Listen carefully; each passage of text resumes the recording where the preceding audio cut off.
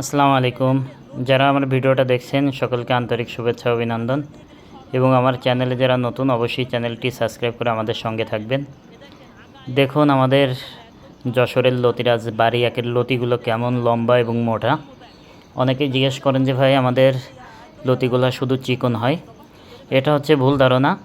কারণ হচ্ছে আমাদের এই গাছগুলো যখন বড় হবে তখন এই গাছ থেকে আপনি মোটা চিকন দুই ধরনেরই লতি পাবেন। আর আমাদের লতিগুলো দেখুন কত লম্বা এবং মোটা হয়, যা আপনি 8 থেকে 10টা লতিতেই 1 কেজি হয়ে যাবে। আর এই লতিটা আরও লম্বা করা যায়, যদি আপনি আরও 2-4 দিন পরে কাটেন তাহলে এই লতিগুলো আরও লম্বা হবে। আর এই লতিগুলো এরকমের লম্বা এবং মোটা করার জন্য আমরা বিভিন্ন রকমের মেডিসিন ব্যবহার করি। যে মেডিসিনগুলো যেমন বিভিন্ন রকমের জিবরেলিক অ্যাসিড আছে, পিজিআর আছে, এগুলো আমরা পর্যাপ্ত পরিমাণ আমরা ব্যবহার করি। পাশাপাশি জৈব সার এবং রাসায়নিক সার এগুলো প্রতি সপ্তাহে আমরা দেই, যার কারণে আমাদের কাছে এরকমের ফলন আসে।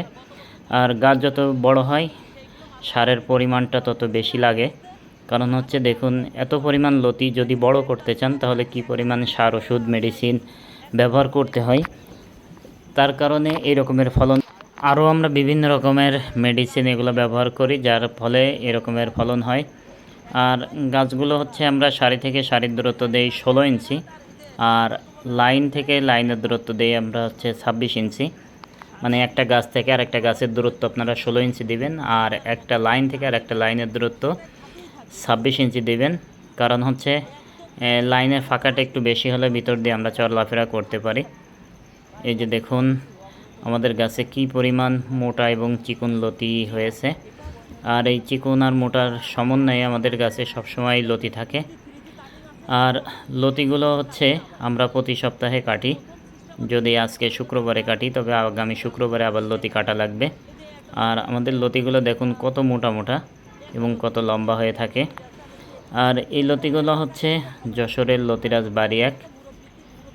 আপনারা যদি এই জাতটা চাষ করতে চান বা এই জাতের চারা সংগ্রহ করতে চান অবশ্যই স্ক্রিনে দেওয়া নাম্বারে আমাদের সাথে যোগাযোগ করবেন। এবং আপনারা যারা লতি কচুর ক্ষেত করেছেন, যাদের কাছে এরকম ফলন আসতেছে না, তারা ফলন আনার জন্য যদি পরামর্শ প্রয়োজন হয় অবশ্যই আপনারা আমাদের সাথে যোগাযোগ করতে পারেন। ইনশাল্লাহ আপনাদের ক্ষেত্রে এরকম ফলন হবে।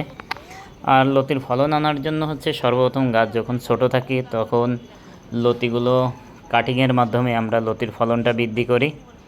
যেটা হচ্ছে যে প্রথমে যদি আমরা গাছের গোড়ায় 1 গিট 2 গিট রেখে রেখে লতিগুলো কাটি তাহলে আমরা সে গাছ থেকে পরবর্তীতে আরও লতির ফলন পাব। মানে যে গিটটা আমরা রেখে দিব ওই গিট থেকে আবার নতুন করে লতি হয়।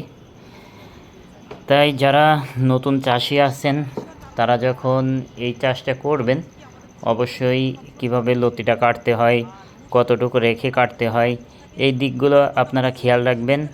তাহলে দেখবেন যে আপনার ক্ষেতে এরকমের অসংখ্য লতি, একটা লতির থেকেই 3-4টা লতি পর্যন্ত হয়ে থাকে। এই জন্যই লতির কাটিংটা আপনারা শিখে রাখবেন এবং কিভাবে লতিতে সার প্রয়োগ করতে হয় এবং কিভাবে লতির ক্ষেতটা পরিষ্কার রাখতে হয় সেটা দেখুন। আমাদের দেখুন এই জমিটার মাঝখানে একটা কোনো ঘাস পাতা নেই, যার কারণে এরকম বড় বড় লতি হয়েছে। যদি এই ক্ষেতে প্রচুর পরিমাণে ঘাস থাকতো বা যদি জঙ্গল থাকতো তাহলে দেখতেন যে আমরা যে সার মেডিসিনগুলো ব্যবহার করি সেগুলা এই ঘাসে খেয়ে ফেলতো, এই লতিটা এত লম্বা এবং মোটা হতো না। এজন্য আপনারা যারা লতি চাষ করেন অবশ্যই খেয়াল রাখবেন আপনাদের জমিটা যেন পরিষ্কার রাখতে পারেন, এরকমের জন্য জঙ্গল না হয়, এদিকে খেয়াল রাখবেন।